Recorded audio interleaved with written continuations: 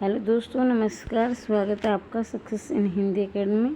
देखिए दोस्तों, आज हम करेंगे एचपीएससी पीजीटी हिंदी का जो स्क्रीनिंग पेपर आया था, यानी आपका पेपर आया था 10/9/2023 को। तो उसकी आप एक बार अंदाज़ा लगा लीजिए कि किस प्रकार का आपका पेपर आया था। ठीक है, हो सकता है कि कोई पहली बार देने जा रहा हो। वैसे मैंने पेपर करवा दिया था, लेकिन एक बार फिर से आप देख लें। अजंता और एलोरा की गुफाओं में चित्रकला के विकास के संकेत मिलते हैं। देखिए थोड़ा गला खराब है, इन गले में टॉन्सिल है, कहीं उच्चारण इधर उधर हो जाए तो अन्यथा नाले। और वैसे भी मैं हरियाणा से हूँ भाई, तो हरियाणा के वासी तो वैसे भी उनकी आवाज़ थोड़ी सी कड़क होती है। तो इसका रहेगा आपका चालुक्य। ठीक है, अजंता और एलोरा की गुफाओं की चित्रकला के विकास के संकेत हैं, तो इसका आंसर आएगा आपका चालुक्य। और एक बार मैं आपको दिखा दूं कि बार बार आपको बताना ना पड़े। इसमें आपके आरोह भाग 1 यानी क्लास 11वीं की पुस्तक, आरोह भाग 2 यानी क्लास 12वीं की, वितान भाग 1, वितान भाग 2 और जनसंचार, अभिव्यक्ति और माध्यम जो कि कंबाइन यानी 11वीं 12वीं में दोनों में। तो इन 5 पुस्तकों से ही प्रश्न आए हैं। यशोधर बाबू किस पद पर नियुक्त थे? तो ये आप सभी जानते हैं, बॉयज सर्विस के पद पर थे। आरगता किस पेड़ का नाम है? आरगवद किस पेड़ का नाम है? तो अमलतास नीम शिरीष। तो इसका रहेगा शिरीष, यानी शिरीष के फूल जो हजारी प्रसाद द्विवेदी का निबंध है। ठीक है, जाति प्रथा मनुष्य की स्वाभाविक प्रेरणा, रुचि व आत्मशक्ति को दबाकर उसे बना देती है। क्या बना देती है भाई? सक्रिय, निष्क्रिय बना देती है। भाई देखो, थोड़ा सा मैं बता देती हूँ कि जैसे जाति की भेदभाव होता है ना, कि जैसे कि मान लीजिए कुम्हार है, यानी तो कुंभ का काम ही करेगा। चमार है यानी चर्म का यानी चमड़े का काम ही करेगा। लोहार है तो लोहे का काम। अब हो सकता है, और वैसे होता भी है, कहीं जब नई पीढ़ी आती है तो उनकी इन कामों में क्या है, इंटरेस्ट नहीं होता, यानी रुचि नहीं होती है। और बिना रुचि के जो कार्य किया जाए ना, तो उसमें सफलता नहीं मिलती है। तो इसलिए जातिगत श्रम विभाजन डॉक्टर भीमराव अंबेडकर के द्वारा लिखा गया ये पाठ है। तो इसमें कहा कि जातिगत भेदभाव से उठकर मनुष्य की रुचि के अनुसार उन्हें कार्य करने की आज्ञा होनी चाहिए, ये संविधान में दिया गया है। तो ये होगा, थोड़ा सा मैं बता देती हूँ। जैसलमेर जिले के एक गांव खंडेरा की ढाणी को लोग किस नाम से जानते हैं? तो ये प्रश्न काफ़ी अभ्यर्थियों का गलत हुआ था। ये 6 BC, इसका उत्तर आएगा 6 BC। ठीक है, तो दरोगा का स्वभाव किस प्रकार का था? तो दरोगा का स्वभाव देखा जाए तो अगर पाठ के अकॉर्डिंग तो ईमानदारी दिया गया है, लेकिन भाई जो आंसर किया है उसमें स्वाभिमानी दिया गया है, तो इसका भी आएगा, स्वाभिमानी दिया है। यानी अगर देखा जाए तो स्वाभिमानी के अंदर ईमानदारी भी आ जाता है, बाकी और भी विशेषताएं आ जाती हैं। ईमानदारी में सिर्फ ईमानदारी होता है, लेकिन स्वाभिमानी में ये होता है कि जैसे कठिन परिस्थितियों में इंसान झुकता भी नहीं है। ईमानदारी तो उन्होंने दिखाई थी वहाँ पर, जैसे नदी पर जो नमक की गाड़ी आ रही थी, पंडित आलोकदीन वहाँ तो इन्होंने ईमानदारी दिखाई थी। लेकिन उसके बाद जैसे कि वो उसमें रहे थे अदालत में, तो उन्होंने अदालत में नौकरी छूट जाने के बाद भी अपने धर्म पर अडिग रही थी, यानी अपना जो लक्ष्य था, अपना जो स्वभाव था, तो उस पर, तो ये एक स्वाभिमानी, अगर इसका निष्कर्ष रूप से निकाला जाए तो इसका स्वाभिमानी ही उत्तर आएगा। मैं कगार का वृक्ष हो रहा हूँ, न मालूम कब गिर पड़ूँ नहीं गिर पड़ूँ आएगा। भाई ये थोड़ा सा मिस्टेक हो गया है। तो मुंशी बंशीधर, पंडित आलोकदीन बंशीधर, प्रेमचंद।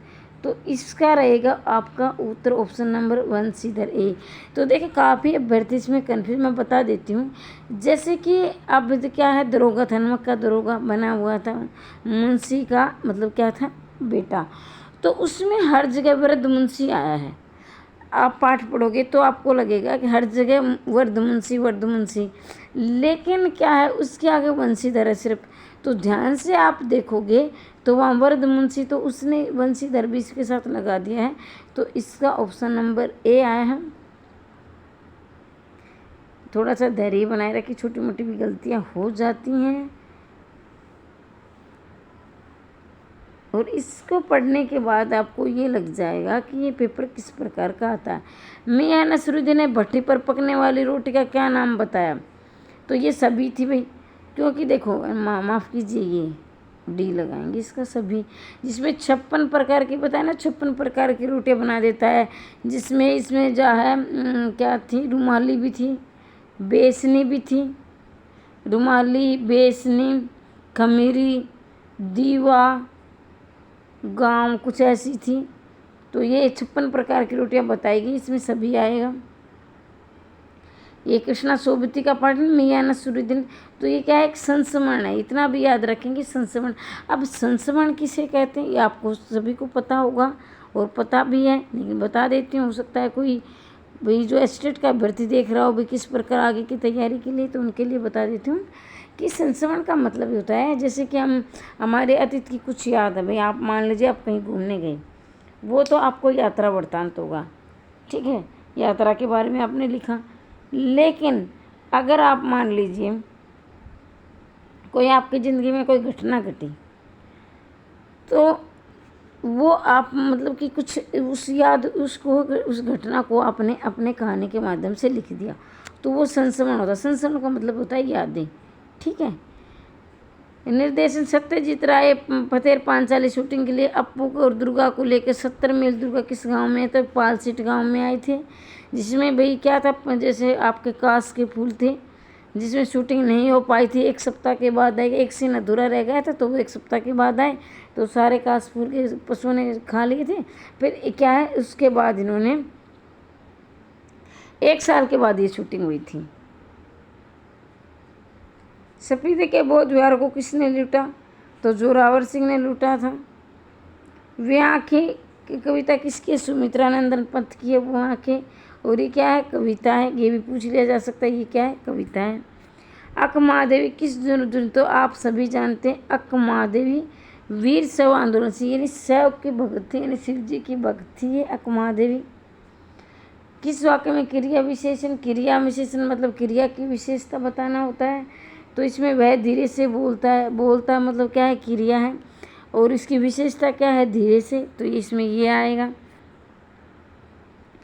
दुल्हे को पतलने बारातियों की थाली को लोकोक्ति का क्या अर्थ है, 14 का आपका रहेगा ऑप्शन नंबर सी, भीड़ के चक्कर में व्यक्ति को, यानी जो मुख्य व्यक्ति हो, भीड़ के चक्कर में भीड़ हो जाती है, जैसे बाराती बहुत सारी व्यक्ति इकट्ठे होते हैं, और जो मुख्य व्यक्ति जिस पर ये सब होता है, जो प्रोग्राम होता है, तो वो दूल्हा ही होता है, और उसको ये अनदेखा है, तो भीड़ के चक्कर में मुख्य व्यक्ति को अनदेखा करना। दिए गए संज्ञा याद की संज्ञा बताने, पढ़ाई समाप्त करते ही जगदीश चंद्र बोस स्वदेश लौट गई, तो आप सभी जानते हैं। देखिए कि व्यक्ति विशेष, जो विशेष व्यक्ति के बारे में बात हो रही हो व्यक्तिवाचक होता है, तो ये व्यक्तिवाचक आएगा। ये क्या है, इसमें अल्प विराम है, तो ये अल्पविराम, और ऐसे आ जाए तो ये क्या अर्धविराम होगा, ऊपर बिंदी और ये अर्धविराम, ये अल्पविराम, और पूर्ण विराम ये वाला डंडा जिसको आप पूर्ण विराम बोलते हो, ठीक है। दिए गए लोकोक्ति का चयन से वस्तु की तुलना में मांग अधिक, तो ये आप बिल्कुल आसान है, सभी को पता है, एक अनार 100 बीमार।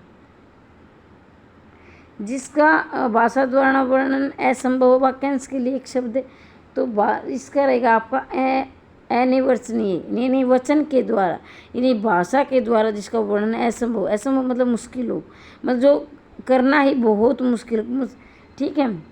अगणनीय जिसे गिना न जा सके, अगणनीय जो हमेशा आगे रहता हो। है का, ये आप सभी जानते बिल्कुल आसान है का मतलब होता है घोड़ा, और हे का मतलब नीचा, वाजी भी मतलब घोड़ा होता है, याद रखेंगे, कई बार पूछा जाता है घोड़ा, वाजी।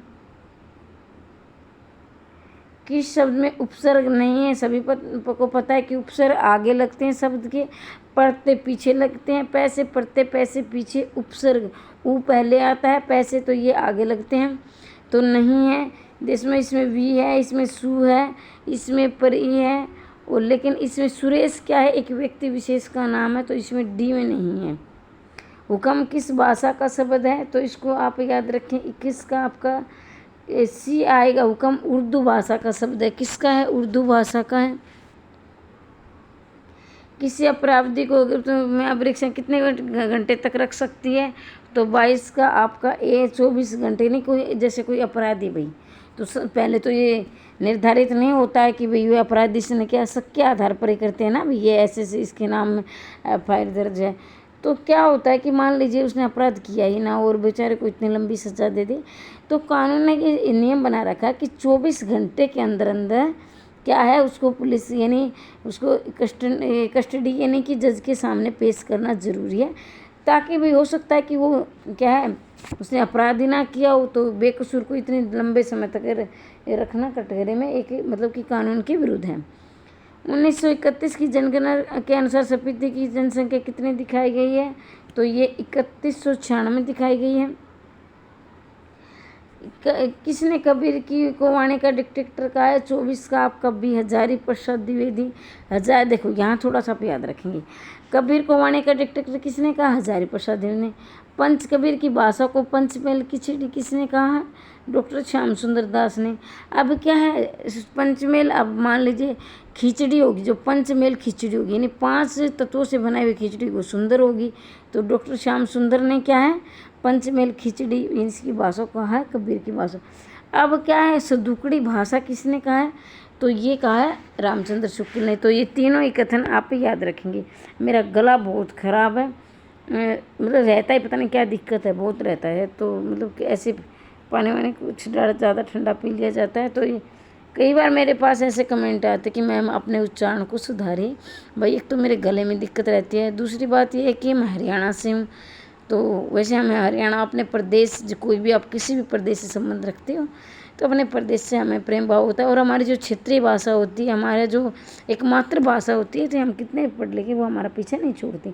एक टून से पता चल जाता है कि आप कहाँ के हो।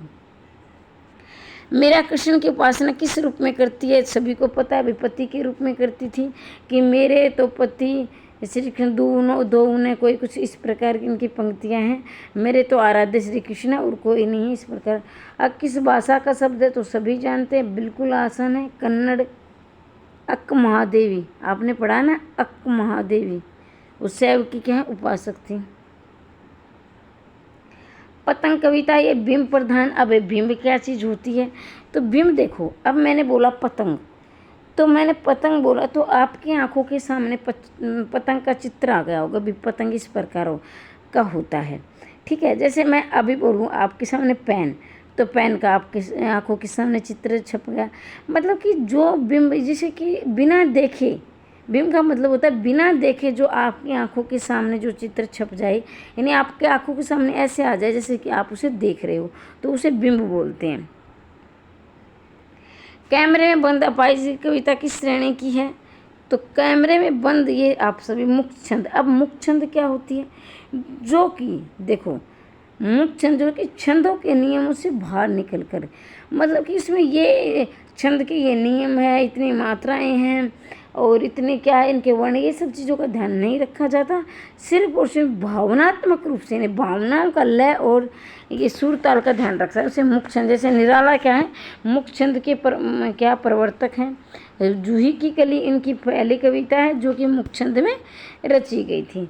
सूर्यकांत त्रिपाठी की गद्य रचना क्या है? देखो वैसे तो सारी ही निराला की ये रचनाएं हैं, लेकिन यहाँ ध्यान देंगे पूछा गया गद्य, और गद्य का मतलब है यानी बाकी तो क्या है कविता है, और एक है जो कविता नहीं है।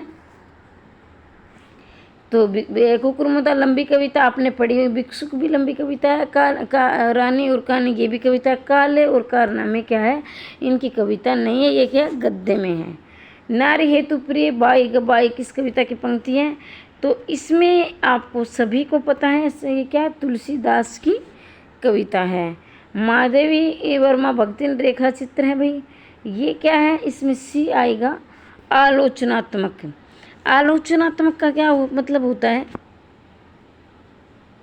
एक मिनट, आलोचनात्मक नहीं संस्मरणात्मक, माफ़ी चाहूँगी मैं, संस्मरणात्मक है क्योंकि इसमें देखो मैंने अभी आपको थोड़ी देर पहले बताया था कि कुछ यादें जो हम अपनी यादों को संजो के लिख देते हैं, भावनाओं को लिख देते हैं। अब भक्तिन क्या है? भक्तिन एक वर्द स्त्री है और वो खेती बाड़ी ऐसे हार कर अपना सब कुछ महादेव वर्मा के पास काम मांगने के लिए आती है और महादेव वर्मा की वो देख रेख करती है, उसका खाना बनाती है कि माँ की तरह। तो वो क्या गांव के होने के बाद थोड़ी सी सीधी सादी है, उसको खाना भी है जो देहाती खाना बनाना आता है। तो उसमें उस वृद्ध स्त्री का उसका नाम भगतिन दिया है। वैसे उसका नाम शायद लक्ष्मी है, लेकिन वो अपना नाम कहती है कि मतलब मेरा नाम से ना पुकारा जाए। वैसे मैं किसी को बताती नहीं, लेकिन आपको बता रही हूँ। तो महादेव वर्मा ने भी उनका नाम बदल दिया, उसका नाम भगतिन रख दिया, क्योंकि वो पूजा पाठ में बहुत विश्वास रखती है। तो ये क्या संसमानतक है। लता मंगेशकर से पहले लोकप्रिय गायिका नूर जहाँ, अब लता मंगेशकर है, ये आप सभी जानते हैं, इसको बताने की आवश्यकता नहीं कितनी प्रसिद्ध गायिका है। मालकोस किससे संबंधित है भाई, ये कुछ जो राग ताल ये होते हैं जो आपके इनकी से संबंधित। 33 का आपका डी रहेगा। शास्त्रीय संगीत का एक प्रमुख राग है। अब आपके सामने कोई राग गाने लगे, वो पहले के होते थे भी नियमों के बंद में किया। वैसे है ना, अगर देखा मैंने भी कई बार पुराने, तो मतलब 1 मिनट में हम बोर हो जाते हैं। मतलब आज की जो जनरेशन है, आज की जो युवा पीढ़ी, उनको क्या चाहिए भाई, हाँ जिस गाने को सुनकर मन झूम उठे, ये मस्ती में, और होता भी है ये गाने में, मुझे भी। लेकिन भाई पहले के गाने होते थे भाई हर चीज़ में नियम सिद्धांत, उनको मतलब कि ये उतार चढ़ाव, उनके नियम ज़्यादा होते थे, मतलब उनमें बांधा जाता था। लेकिन जो आज के गाने होते हैं वो मस्ती में झूमने वाले होते हैं।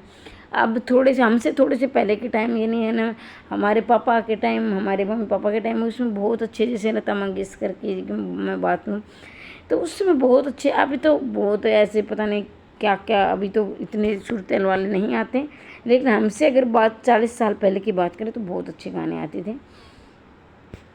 एक विशेष समुदाय के कुएं खोदने में दक्ष कहलाता है, तो ये चेलवान जी कहलाता है। तो ये मैं बता चुकी हूँ कि आरो भाग 1, आरो भाग 2, वितान भाग 1, वितान भाग 2 और जनसंचार अभिव्यक्ति, इन 5 ही पुस्तकों से ये पेपर बना हुआ है।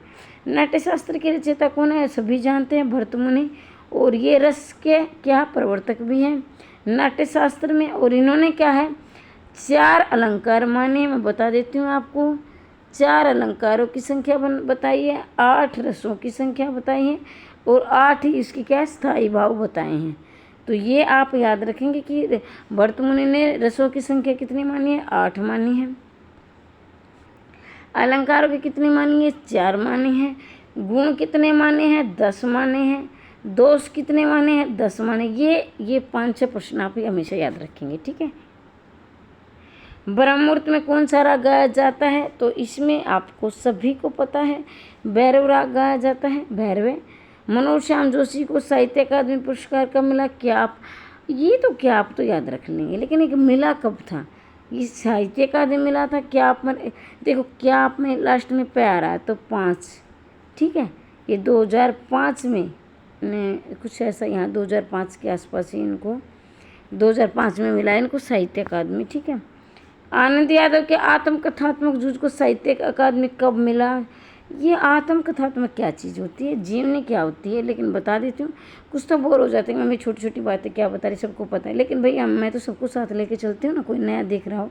जीवनी का मतलब है कि जैसे किसी महान पुरुष के बारे, जैसे आपने किसी महापुरुष के बारे में लिख दी, आपने लिख दी, मान लीजिए आपने लिख दी निराला के बारे में, तो आप है ना क्या है, आप लेखक हो, लेकिन आप जीवनी उसके बारे में लिख रहे, तो उसके बारे में लिख रहे, तो ये जीवनी है। लेकिन हो सकता है कि कल आप भाई अच्छी और ज़्यादा पदवी प्राप्त कर लो, तो आप खुद की संघर्ष की कहानी लिखो, तो ये क्या है, एक आत्मकथा हो जाएगी। यानी आत्म मतलब अपने आप से स्वयं लिखना।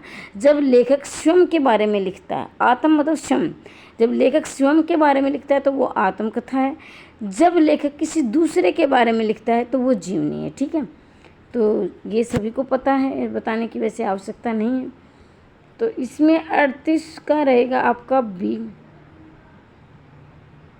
जूझ साहित्य अकादमी पुरस्कार मिला 1920। मोहनजोदड़ो की आबादी कितनी थी, तो ये सभी को पता है, 25,000 है। पुरातत्व शास्त्री का दीक्षित का नाम, बड़ी बस्ती एक हल्के का नाम है, तो 40 का आपका रहेगा डी, 40 का माफ़ी डी के जी है भाई, DKG, क्योंकि कई बार मतलब दिमाग में क्वेश्चन होता है लेकिन जल्दबाजी में निशान लगाने में गलती हो जाती है, लेकिन मैं तुरंत उसको ठीक भी करवा देती हूँ। इसको अन्यथा ना ले कि मैडम ने गलत करवा दिया, ठीक है, इसको अन्यथा नहीं लेंगे क्योंकि मैं तुरंत उसको बता देती हूँ। तो ये रहेगा आपका CDKG। एनी फ्रैंक की 15वीं वर्षगांठ कब मनाएगी? तो 41 का आप रहेगा मंगलवार 13 जून 1954। 15वीं वर्षगांठ, अब ये क्या चीज़ होती है 15वीं वर्षगांठ? ये होता है, यानी उसका जन्मदिन था, एनी फ्रैंक का 15वां जन्मदिन था 13 जून 1944 को, ठीक है। हिंदी का पहला उदंत मार्तन कलकत्ता से कब प्रकाशित हुआ था?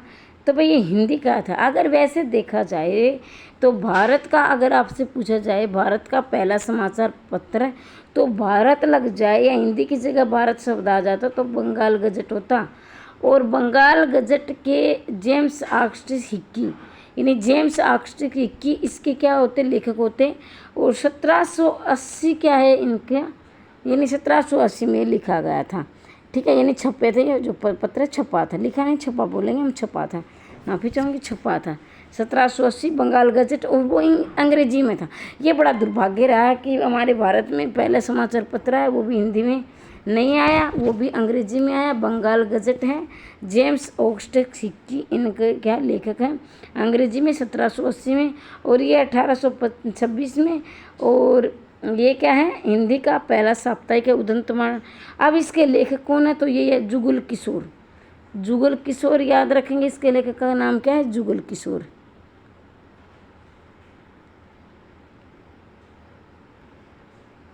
एक मिनट भाई, थोड़ा सा इधर उधर हो जाता है, आप थोड़ा सा धैर्य बना के रखें क्योंकि आपको बहुत कुछ सीखने को मिलेगा। हो सकता है कि आप पहली बार पेपर देने जा रहे हो तो आपको ये अंदाज़ा हो जाएगा भाई पेपर किस प्रकार से आ रहा है, ठीक है। भारत में टेलीविज़न की शुरुआत यूनेस्को की एक शैक्षिक परियोजना के तहत हुई। ये नहीं मतलब ये पूछा गया कि भारत में टेलीविज़न की शुरुआत कब हुई थी, तो भारत में टेलीविज़न की शुरुआत हुई थी 15 सितंबर 1959 को। 15 सितंबर 1959 को भारत में टेलीविज़न की शुरुआत हुई थी।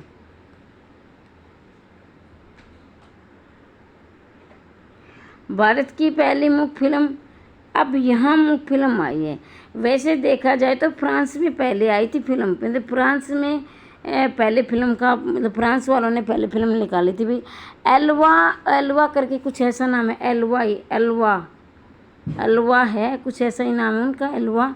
और फ्रांस में पहली फिल्म आई थी। उसके बाद हमारी आई थी ये मुख्य फिल्म 1913 में, ठीक है, राजा हरिश्चंद्र। अब उसके बाद आई थी आलम आरा, तो आलम आरा आई थी 1931 में, ठीक है। अब ये वो क्या थी, बोलती फिल्म थी। मुख का मतलब होता है गूंगा, यानी मुख का मतलब गूंगा, वाचाल का मुख, वाचाल इसका पर्यायवाची होता है जिसका मतलब होता है जो बहुत ज़्यादा बोलता हो, मुख मतलब गूंगा, वाचाल मतलब ज़्यादा बोलता हो, और हो सकता है कि पर्यायवाची आ जाए। तो 1931 में आलम आरा, ठीक है, और 1913 में जो कि बोलती फिल्म थी आलम आरा, ये मुख्य फिल्म थी 1913 राजा हरिश्चंद्र की थी। कविता कोने में घात लगाए बैठी है, किस क्षण भी बसंत की तरह आ सकती है, तो ये है जॉर्ज लुइस बोर्खेस का। प्रतिरोध सबसे सशक्त माध्यम है, प्रतिरोध सबसे सशक्त माध्यम है, तो इसका रहेगा आपका सी रंगमंच। प्रतिरोध का क्या मतलब होता है, जैसे मान लीजिए कि आप अभी, मैं हाल फिलहाल में अभी बता रही हूँ कि जो घटना कोलकाता में घटित हुई है, कोलकाता में जो ट्रेनी डॉक्टर जिसका गैंग रेप हुआ है और वो उसे मार दिया गया। आपने देखा होगा कि सड़क पर जैसे नुक्कड़ नाटक के द्वारा विरोध किया जा रहा है, तो रंगमंच, यानी रंगमंच का मतलब एक आपको एक मंच दे दिया जाए, तो मंच ये नहीं कि तख्ते वक्ते लगा कर ही, मतलब कहीं भी, चाहे आप मतलब कि कहने का पर चाहे आप रोड पर हो, कहीं ज़मीन पर हो, कहीं ग्राउंड में, कहीं पर हो, तो एक नाटक के माध्यम से आप उसका विरोध करें। कि मतलब कि उसमें क्या होता है कि जैसे ज़रूरी नहीं कि पढ़ा लिखा इंसान, अभी आपने कोई नाटक लिख दिया तो वो पढ़ेगा वही समझेगा। हो सकता है कि कोई पढ़ा लिखा हो, उसका इंटरेस्ट ना हो भी किताबों में, तो वहाँ तक बात नहीं पहुँचाए। लेकिन जब आप रंगमंच के माध्यम से विरोध प्रकट करोगे किसी भी चीज़ का, तो वह वृद्ध भी, युवा भी, बच्चे भी, अनपढ़ भी, पढ़े लिखे भी, और कोई भी भाषा मतलब कि अब ये कहोगे मैम अगर नाटक की भाषा हिंदी में बोलते हो, हरियाणा में भले ही बोलते हो, लेकिन जब आप उसके हाव भाव ये दिखाओगे ना तो कोई भी भाषा का हो वो समझ जाएगा इशारों के द्वारा।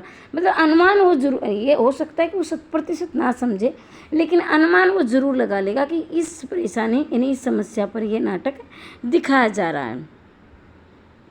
टिप्पण का उद्देश्य होता है मामलों को नियमानुसार निपटाना, विचाराधीन रखना, समय बर्बाद करना, प्रस्ताव की व्याख्या करना। तो 47 का आपका रहेगा मामलों को नियमानुसार निपटाना। ये क्या है? टिप्पण का उद्देश्य है। अब क्या है? किसी संस्थान की बैठक में जो निर्णय लिया जाता है किस माध्यम से जन सामान्य तक पहुंचाया जाता है। तो 48 का आपका रहेगा सी, प्रेस विज्ञप्ति के द्वारा। व्यक्ति विशेष के बारे में सूचनाओं का सिलसिलेवार संकलन।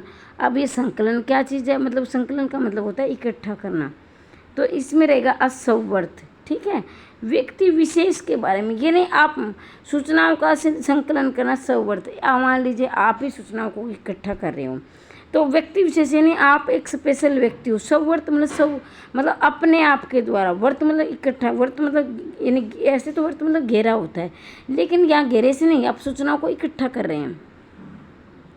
नमक की गाड़ियाँ कहाँ जा रही थी? नमक का दरोगा से दिया गया, प्रेमचंद, मुंशी प्रेमचंद का है। तो इसमें से क्या है? कानपुर जा रही थी, क्या है? आलोपदीन थे जो नमक के व्यापारी थे।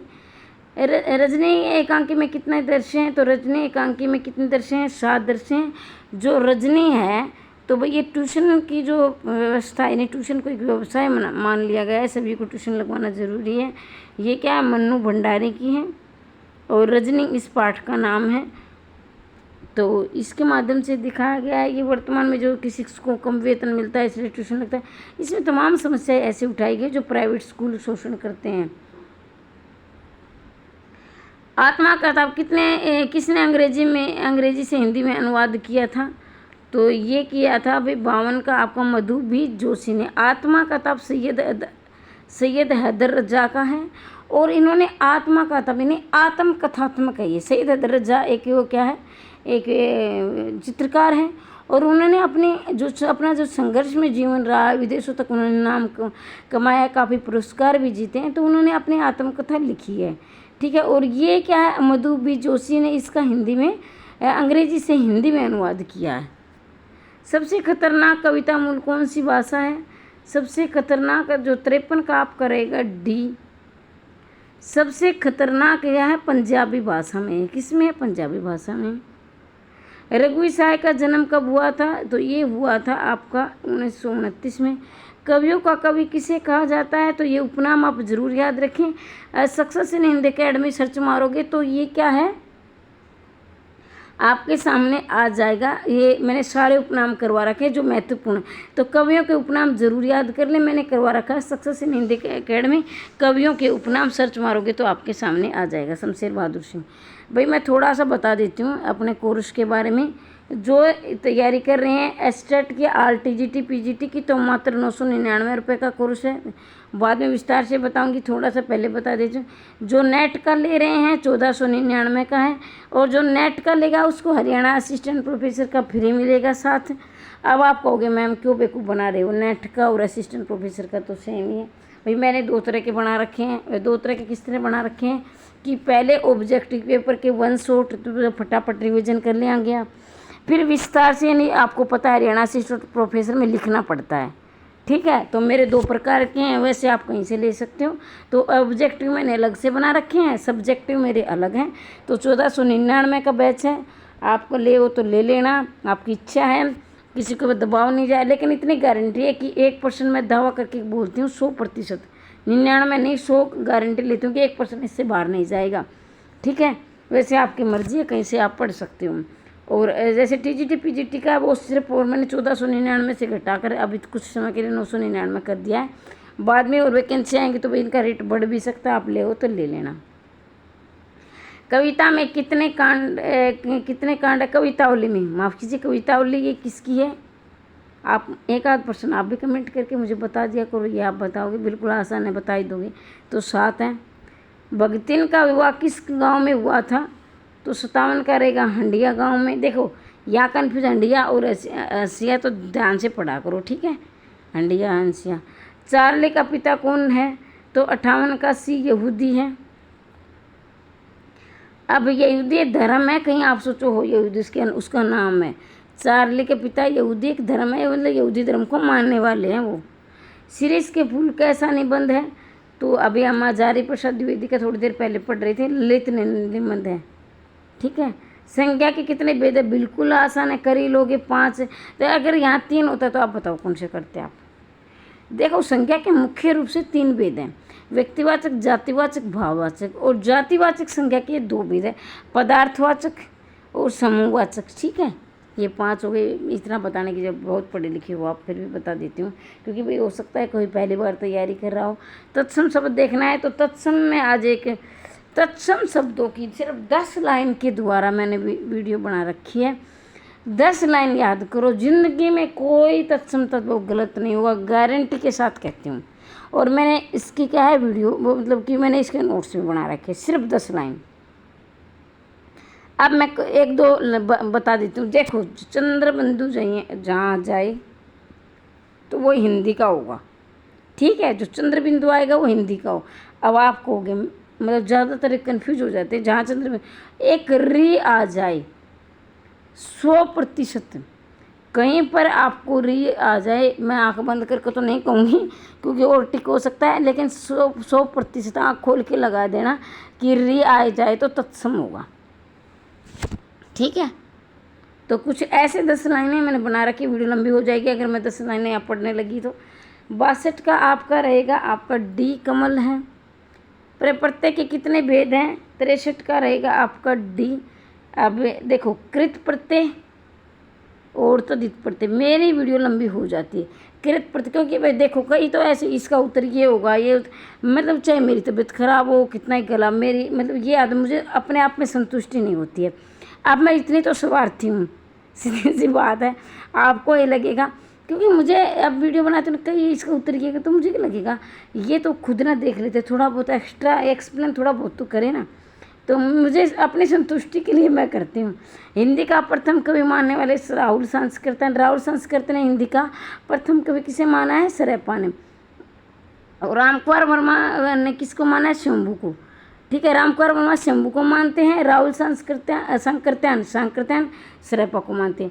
अब देखो ये एक बार इसको शुद्ध देख लेना, कई अभ्यर्थी इसको ऐसे लिखते हैं, याद से बीच में घुसेड़ देते हैं, ठीक है। याद से आपको घुसेड़ना नहीं है, ये सांकृत्यान है, ये देख लेना, ये शुद्ध है, ठीक है। सिद्धों की संख्या कितनी थी? तो सिद्धों की संख्या कितनी थी? 84। और नाथों की कितनी थी? 9। नाथ कितने थे? 9। सिद्ध कितने थे? 84। पद्मावत की भाषा क्या है? 66 का बी अवधि। पद्मावत रचना किसकी है? जायसी की है, ठीक है। बीजक किस भाषा में प्रणयन किया गया? बीजक 67 का आपका रहेगा ए सदुकड़ी। और बीजक सदुकड़ी, बीजक किसकी? कबीरदास की है, रचना है कबीरदास की। और इसके 3 भाग हैं, साकी शब्द और रेमणी। ये पूछा जाता है कि बीजक के कितने भाग, बहुत बार परीक्षा में आया, याद रखना, साकी शब्द रेमणी। रीतिकाल के अधिकांश कवियों की भाषा कौन सी थी? तो ये है बी ब्रज भाषा। कामयनी में कुल कितने सर्ग हैं? इसका आप याद रखेंगे 15। और साकेत में कितने सर्ग हैं? 12, ठीक है। प्रेमचंद का अपूर्ण मंगलसूत्र ये 1948 में पूरा किया गया था। और किसने किया था? इनके पुत्र अमृत राय ने इसे पूरा किया था मंगलसूत्र को 1948 में। प्रेमचंद की मृत्यु हो गई थी 1936 में। और इनका प्रौढ़ उपन्यास है, मतलब इनका अंतिम उपन्यास है गोदान। गोदान लिखते ही इनकी मृत्यु हो गई थी। और जो इनका मंगलसूत्र है ये लिख रहे थे, अधूरा रह गया था अमृत राय ने से, जो इनके पुत्र थे पूरा किया था। इनकी जीवनी प्रेमचंद घर में इनकी पत्नी शिवरानी ने लिखी थी। और क्या है, कलम का सिपाही अमृत राय ने इनकी जीवनी लिखी थी। कलम का सिपाही अपने पिता को हर सिपाही मानते हैं, लेकिन कलम का मजदूर, दूसरे तो मजदूरी कहेंगे, मदन गोपाल, कलम का मजदूर मदन गोपाल जीवनी कलम का सिपाही अमृत राय, जो इनके पुत्र ने लिखी थी। प्रेमचंद घर में क्या है, पत्नी ये ध्यान रखती है कि घर में कौन कौन मतलब क्या एक्टिविटी वो करते हैं, तो ये इनकी पत्नी शिवरानी ने, जो शिवरानी इनकी दूसरी पत्नी थी। चौपाई में कितने छंद हैं, सभी को पता है 16 हैं। वाणी वेणी त्रिवाणी धार बोले पंक्ति में कौन सा अलंकार है, 72 का आपका रहेगा अनुप्रास है, बिल्कुल अव्यय की क्या है आवर्ती हो रही है। मुखचंद्र के समान 73 का आपका रहेगा डी।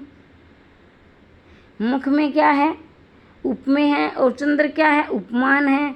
अब कहीं कोई भैया उपमान उपमेय क्या चीज़ होती है समझ में नहीं आया आज तक, तो मैं आपको बता देती हूँ।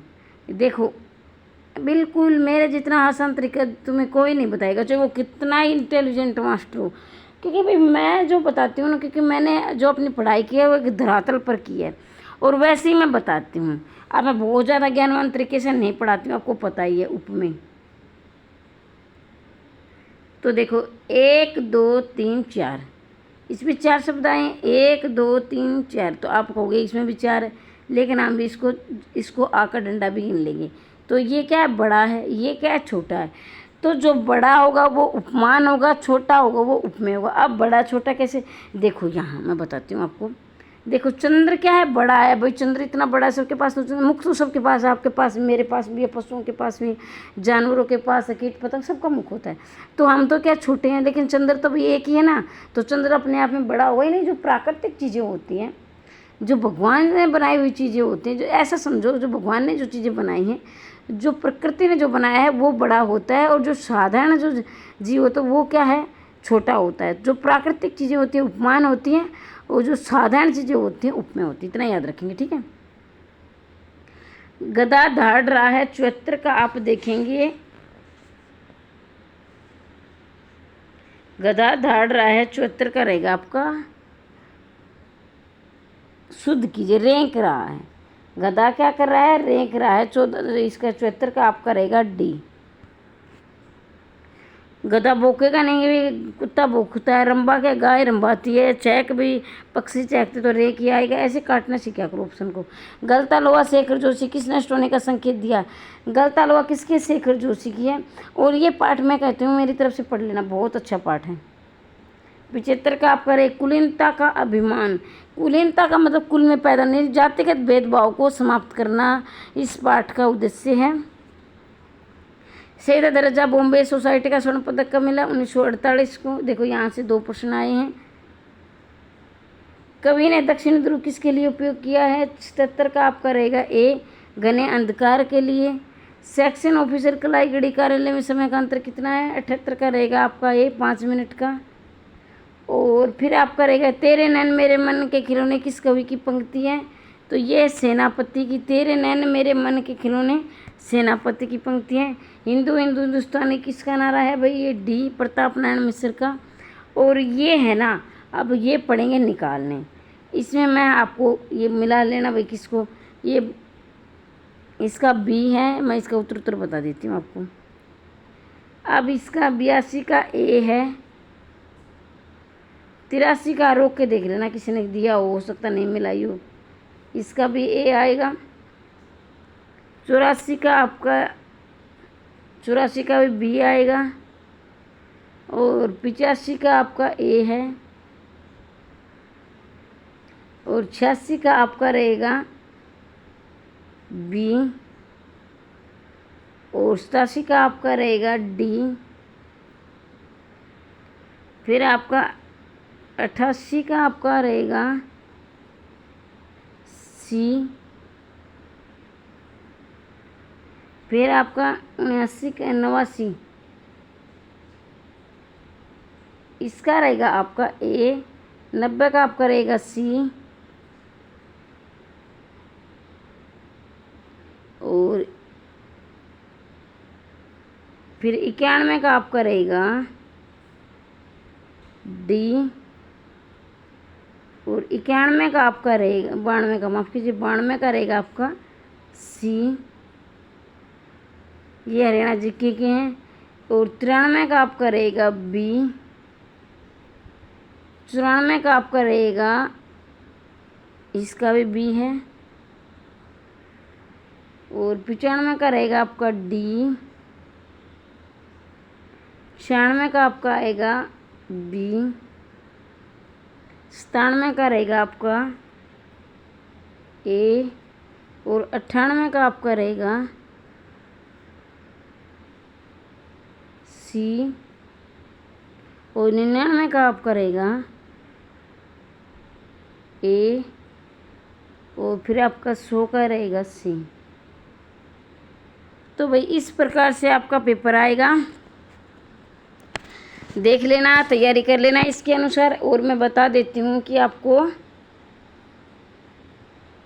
अगर आपको बैच लेना है तो टीजीटी पीजीटी का आगे इसका रेट बढ़ेगा। अभी 999 मिल रहा है, ले लेना। एनसीईआरटी आपको खुद पढ़नी पड़ेगी। इसके अलावा आपको हरियाणा असिस्टेंट प्रोफेसर नेट के रहे तो मात्र 1499 का बैच है, ले सकते हैं आप। और मैंने इसको 2 प्रकार के नोट्स बनाए हैं, ऑब्जेक्टिव और सब्जेक्टिव। ऑब्जेक्टिव आपके हैं सिर्फ वो हैं भाई, ऑब्जेक्टिव आपके वो नोट्स हैं जो कि सिर्फ नेट के लिए, सब्जेक्टिव आपको लिखित पेपर के लिए बनाए गए। अगर आप दोनों लेना चाहते हैं तो मैं 2000 के दे दूँगी इकट्ठे, ठीक है। अगर आप टीजीटी पीजीटी के लेना चाहते हैं और इसके साथ हरियाणा असिस्टेंट प्रोफेसर का भी, तो 2000 के मैं दोनों के दे दूँगी। तो वीडियो को ज़्यादा से ज़्यादा शेयर करें। पहली बार आए हैं तो चैनल को सब्सक्राइब कर लें, शेयर कर दें। लाइक बहुत कम करते हो, पता नहीं लाइक क्यों नहीं करते हो, लाइक कर दिया करो, थोड़ा मेरा भी हौसला बढ़े।